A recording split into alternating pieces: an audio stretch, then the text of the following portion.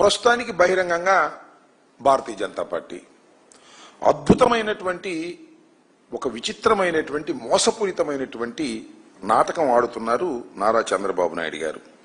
తెర ముందు బీజేపీతో ఉంటారు, తెర వెనుకేమో కాంగ్రెస్ పార్టీతో ఉంటారు. ఇది చంద్రబాబు నాయుడు గారి గేమ్ ప్లాన్. చంద్రబాబు నాయుడు గారికి బీజేపీ అనేది ఒక అవసరార్థం ఉన్నటువంటి రాజకీయ పార్టీగా వాడుకునేటటువంటి పరిస్థితి చేస్తున్నారు.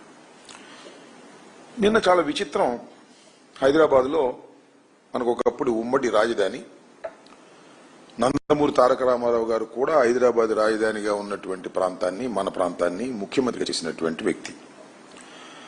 ఆయన విగ్రహాన్ని ఆవిష్కరించారు. ఎవరు ఆవిష్కరించారు? కాంగ్రెస్ పార్టీ ముఖ్యమంత్రి గారు ఆవిష్కరించారు. ఆవిష్కరించకూడదని కాదు నా ఉద్దేశం.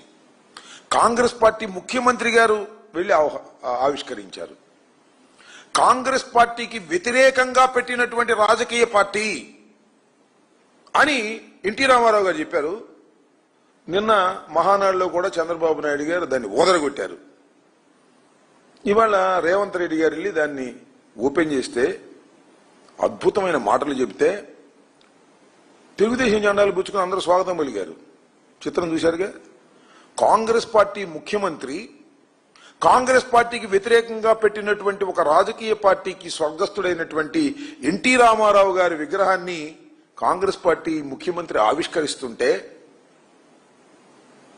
తెలుగుదేశం జెండాలు పుచ్చుకుని వెళ్ళి ఆహ్వానం పలికారు. చంద్రబాబు నాయుడు గారు మాత్రం హాట్ గా మన ఈయనతో మాట్లాడుతూ ఉంటాడు రేవంత్ రెడ్డి గారితో. మీకు గుర్తుందో లేదో, చంద్రబాబు నాయుడు గారు ముఖ్యమంత్రి అయిన తర్వాత హైదరాబాద్ లో ఒక మీటింగ్ పెట్టారు. చంద్రబాబు నాయుడు గారు, రేవంత్ రెడ్డి గారు. ఏమిటయా మీటింగ్ అంటే విభజన సమస్యల పరిష్కారం కోసం ఒక మీటింగ్ పెట్టారు. గుర్తుందా మీకు? పెద్ద ఆర్భాటం చేశారు. వాళ్ళు చాలా కోరికలు అడిగారు, వీళ్ళు అడిగారు.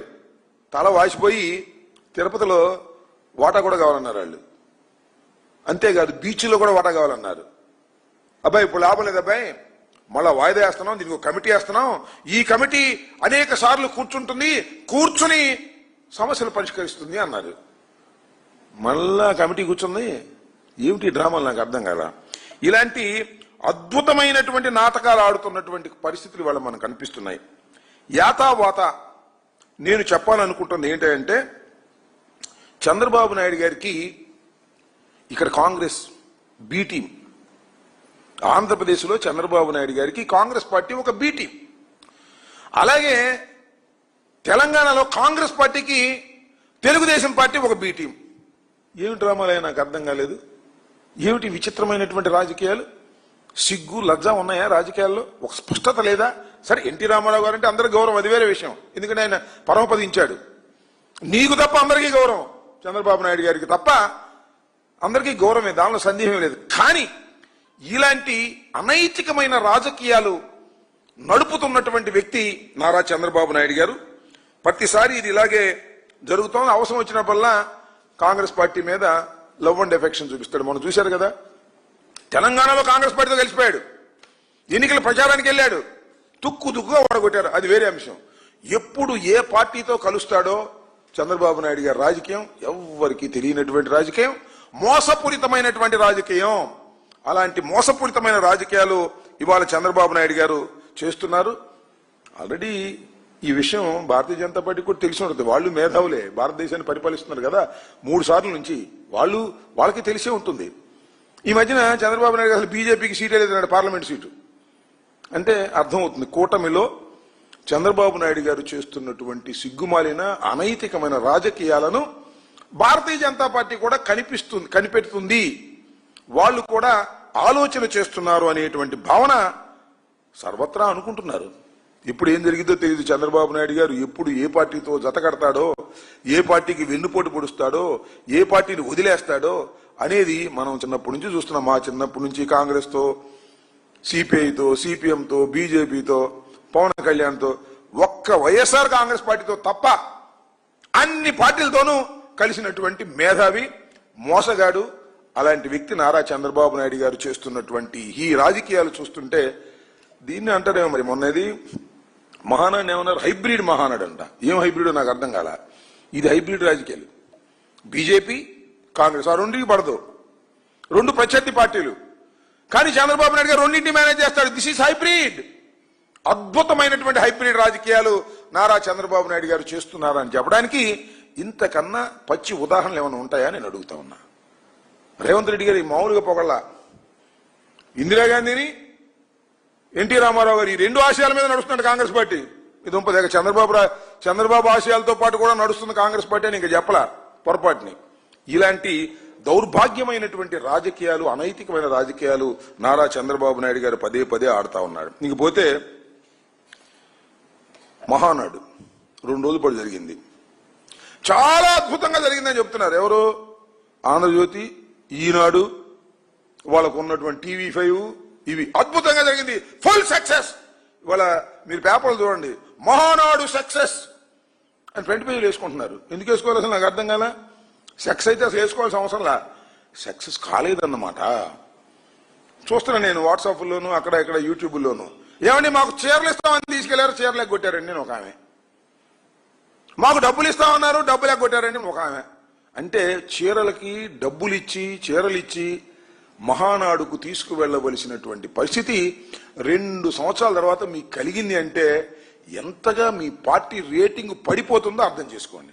ఎవరైనా ఒక ప్లీనరీ పెట్టారంటే ఏమనుకుంటారు? చేసినటువంటి హామీలను నెరవేర్చాం, కొత్త హామీలు ఇస్తున్నాం లేదా కొత్త వరం ఇస్తున్నాం అని అనుకుంటారు. చేసిన హామీలే, ఇచ్చిన హామీలే తీర్చినటువంటి పరిస్థితి. నిరుద్యోగ భృతి సంగతి లేదు, మహిళలకు ఇచ్చే డబ్బులు లేవు, సూపర్ 6లో సగం లేవు. మళ్ళీ అదేమంటే పాపం వచ్చినటువంటి వీళ్ళెవరు, ఈ వక్తలందరూ కూడా పాపం చంద్రబాబు నాయుడు గారిని పొగుడుతున్నారు. పావల 75 పైసలు నారా లోకేష్ను పొగుడుతున్నారు. మామూలు పొగడ్తలు కాదు, అసలు పొంతం లేని పొగడ్తలన్నీ పొగిడి వీరుడు, సూర్యుడు, అద్భుతం, అమోఘం అని పొగుడుతా ఉన్నారు. సిగ్గుండాలి, నాకు అర్థం కాలే. చంద్రబాబు నాయుడు పొగిడారంటే అది వేరే విషయం, లోకేష్ను కూడా పొగిడేటువంటి పరిస్థితి ఏదో ఒక విధంగా ఆయన దృష్టిలో పడాలని, లేకపోతే కంపడరని పొగిడే కార్యక్రమం చేస్తున్నారు, అదే కనపడరని. ఈ విధంగా లేనిపోని పొగడ్తలు పొగుడుతున్నారు నారా లోకేష్ గారిని. నారా లోకేష్ గారిని అడుగుతా ఉన్నాయా, నారా లోకేష్ గారు మీరు విద్యాశాఖ మంత్రి కదా, డిఎస్సి, మెగా డిఎస్సి ఇవాళనే విద్యార్థి విభాగం వైఎస్ఆర్ కాంగ్రెస్ పార్టీకి సంబంధించి రాష్ట్ర వ్యాప్తంగా నిరసన ప్రదర్శన చేయడం జరిగింది. ఇవాళ మెగా డిఎస్సీలు ఎంత మోసం చేశారయ్యా, ఎంత దుర్మార్గం చేశారయ్యా. స్పోర్ట్స్ కోటా అని చెప్పేసి 3% అని చెప్పేసి 420 మందికి మీరు సర్టిఫికేట్లు ఇచ్చారు, వాళ్ళందరికీ ఉద్యోగాలు ఇచ్చారు. సర్టిఫికేట్ ఒక్కోటి 10 లక్షలు 15 లక్షలకు అమ్ముకున్నారే లోకేష్ గారు, లవకేష్ గారు, అమ్ముకుని వసూలు చేసుకున్నారే. ఇంతకన్నా దౌర్భాగ్యం ఏమైనా కావాలా? నిరుద్యోగి భృతి ఇవ్వకపోయావు, నిరుద్యోగులకు మెగా డిఎస్సీ పెడతానని చెప్పి పెట్టి దానిలో అన్ని అవకతవకలు చేసి స్పోర్ట్స్ కోటాని, సర్టిఫికెట్లని 10 లక్షలకి 20 లక్షలకి అమ్ముకొని డబ్బు చేసుకునేటటువంటి దీనస్థితికి ఇవాళ మీరెళ్ళి మహానాడులో అద్భుతంగా పొగిడించుకునేటటువంటి కార్యక్రమాలు చేస్తున్నారు. ఇది చాలా దుర్మార్గమైనటువంటి రాజకీయాలు ఇవాళ మీరు చేస్తున్నారనే విషయాన్ని మీరు గమనించలేకపోతున్నారు. డబ్బా కొట్టేవాళ్ళు కొడతా ఉన్నారు. ఒక ఆయన డబ్బా కొడుతున్నాడు. రామన్న రూపుదిద్దిన పార్టీ అంట. రామన్ అంటే ఎన్టీ రామారావు గారు, రూపుదిద్దిన పార్టీ, బ్రహ్మాండం, బాగుంది. చంద్రన్న తీర్చిదిద్దిన పార్టీ. చంద్రన్న గారు చంద్రబాబు నాయుడు తీర్చిదిద్దాడు, అధికారంలోకి తీసుకొచ్చాడు, అనేక అన్యాయాలు అక్రమాలు చేశాడు, వెన్నుపోటు పొడిచాడు, పార్టీని ఆక్రమించుకున్నాడు. చంద్రబాబు నాయుడు గారు ఎన్టీ రామారావు గారు వారసులందరినీ తొక్కి పారేసి తీర్చిదిద్దాడు. ఇప్పుడంటే ఆయన తెలంగాణ నుంచి వచ్చాడు, ఇక్కడ ఆయన కూడా కాదు. ఈయన తుది మెరుగులు దిద్దుతున్నా అంటే ఎవరు? లోకేష్. తుది మెరుగులు దిద్దుతున్నాడు, తుది మెరుగులు కాదు, తుద ముట్టించడానికి సిద్ధంగా ఉన్నాడు. మళ్ళీ 3 సంవత్సరాల తర్వాత తెలిసింది, ఇప్పుడు తెలియదు మీకు. 3 సంవత్సరాల తర్వాత ఎన్నికలు జరిగితే లోకేష్ గారి నాయకత్వంలో తుద ముట్టించేశాడు తెలుగుదేశం పార్టీని అనేటువంటి మాట వస్తుంది. ఎందుకంటే పచ్చ సైన్యం, మా పచ్చ సైన్యం అంటాడు. పచ్చ సైన్యం ఇటువరకేమో, ఆ పచ్చ సైన్యానికి ఒక పిచ్చి లీడర్ దొరికాడు, ఆయనే లోకేష్ బాబు గారు. ఆ లోకేష్ బాబు గారు దీన్ని సర్వనాశనం చేసేంతవరకు వదలడు అనేటువంటి భావన ప్రజల్లో, ముఖ్యంగా తెలుగుదేశం పార్టీ వాళ్ళనే కలుగుతుంది. నాలో కాదు, మాకు కాదు, తెలుగుదేశం పార్టీలో సీనియర్స్ అందరూ కూడా ఈ ముద్దబ్బాయిని తీసుకొచ్చి ఇక్కడ అధికారం ఇవ్వాలని ప్రయత్నం చేస్తున్నాడు నారా చంద్రబాబు నాయుడు గారు కొడుకు మీద ప్రేమతో. ఇతనికి పొట్టగోసిన అచ్చరం ముక్క లేదు, ఊరినే డబాయింపు సెక్షన్ నుండి బతుకుతున్నాడు అనేటువంటి భావన కలుగుతా ఉంది. కాకపోతే వచ్చే 3 సంవత్సరాల తర్వాత తెలుగుదేశాన్ని తుదముట్టించేటటువంటి కార్యక్రమం చేయడానికి నారా లోకేష్ గారు సిద్ధంగా ఉన్నాడనేది నేను ప్రత్యేకంగా చెప్పాల్సిన అవసరం లేదు.